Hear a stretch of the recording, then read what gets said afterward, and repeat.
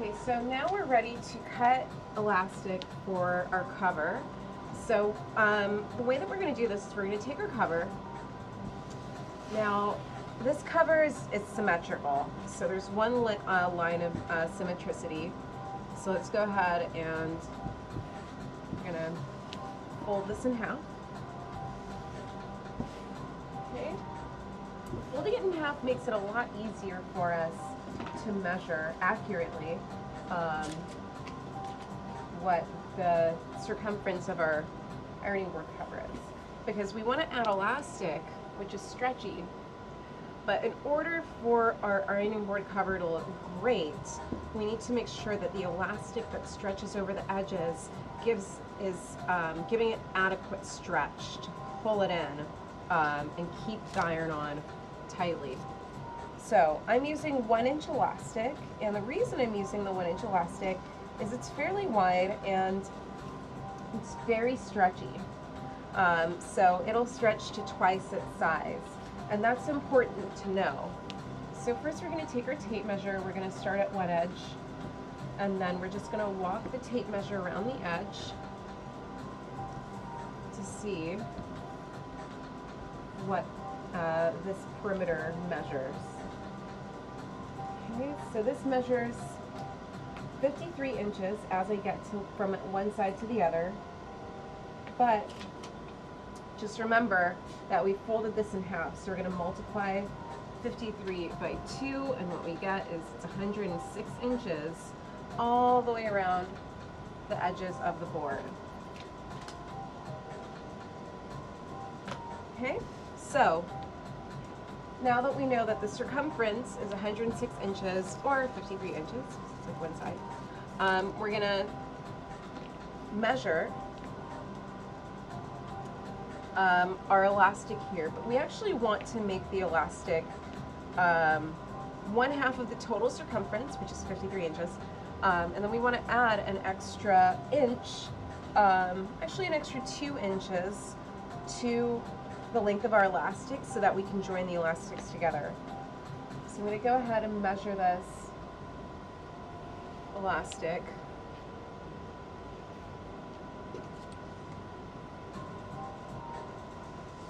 By lining up the edge of my elastic with the edge of my measuring tape. And then just walk it all the way down. So 53 plus 2 inches, it's 55 inches. So you know where that is. I'm going to take my scissors and just cut, just like that. So now that we've measured our elastic, I'm going to go ahead and take the ends. I'm going to make sure it's nice and flat. And I'm going to grab each end and I'm going to overlap the edges.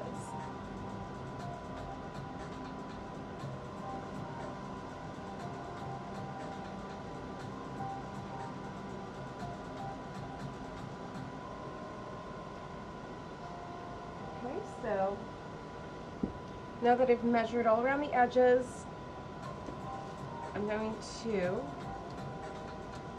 lay out my elastic flat, grab one end, grab the other end, just like this. So they're going to be overlapping. So you should have something that looks like this. It's sort of like a kind of stretchy elastic belt. And I'm going to take a pin, and I'm just going to pin this in place. And then I'll go over to my sewing machine, and using a straight stitch and a ballpoint needle, I'll go ahead and sew the elastic closed so that it's ready to apply. Now, what we also want to do is we want to mark various points around the outside of our pattern. So we know that the total circumference is 53 inches, so what we want to do is we want to make a mark at the very top and bottom of our pattern. So I'm just using a wax pencil to make that mark, just because it's a lot more obvious for you to see. And then what you want to do is you want to also mark the point that's about 1/4 of the way through. It's not so easy to just fold it over. You're going to take the 53 inches that you have, you're going to divide 53 inches by 2.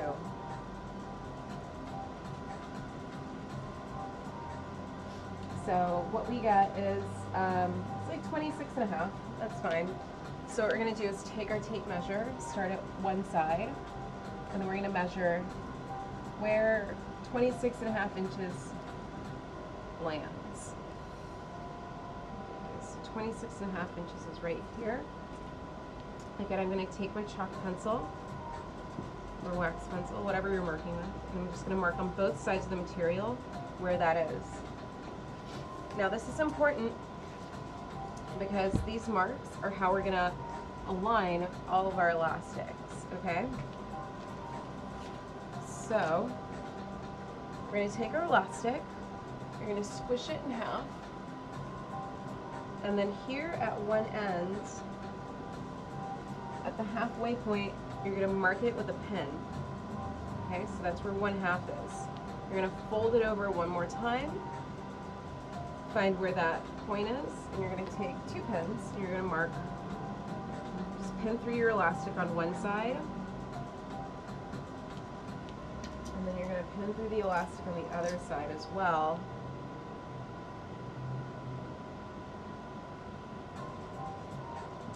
And that's where you're gonna align your elastic with your pattern before we go to the sewing machine, okay?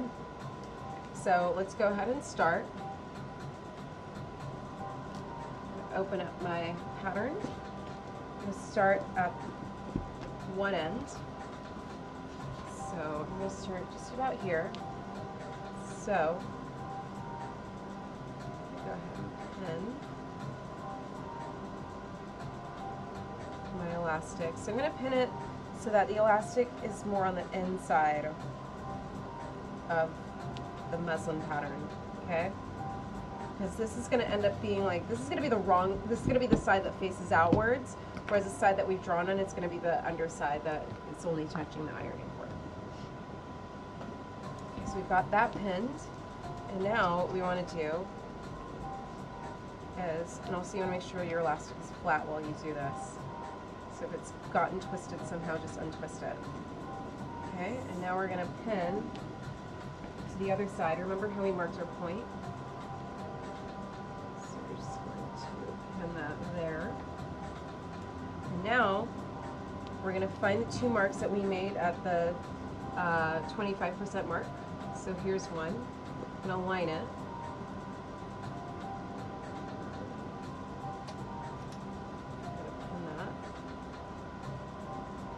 And then here, align this to the other side. And then we're going to go ahead and pin that there. Alright? So you'll start to see how it comes together. So when we stitch this on, what we're going to be doing is we're going to be pulling the elastic taut while we sew on the machine. And that's what's going to bring all of these pieces together. Alright, so I'll see you at the machine. If it helps you to just put more pins at the midpoints, feel free to do that. The way to do that is we're going to do just the way that you did before. So you're going to find whatever the midpoint is between these 2 points. So it's 13, so you're going to take your tape measure and find the point here.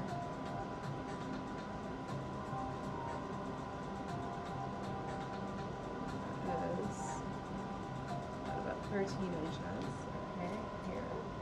So you're going to mark that. I'm going to mark it with a pin, because it's handy. And you're going to take this part, fold it in half, and then where the middle of this is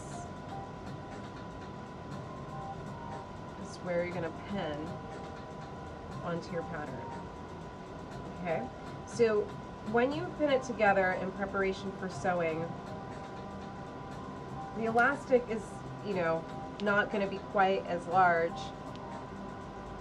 as these areas that you're pinning. That's the point.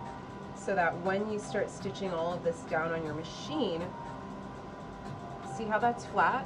You're going to have to pull it while you stitch, and then after you stitch, it'll shrink up and you'll have a perfect ironing board cover. So I'm going to take this over to my sewing machine and start putting it together.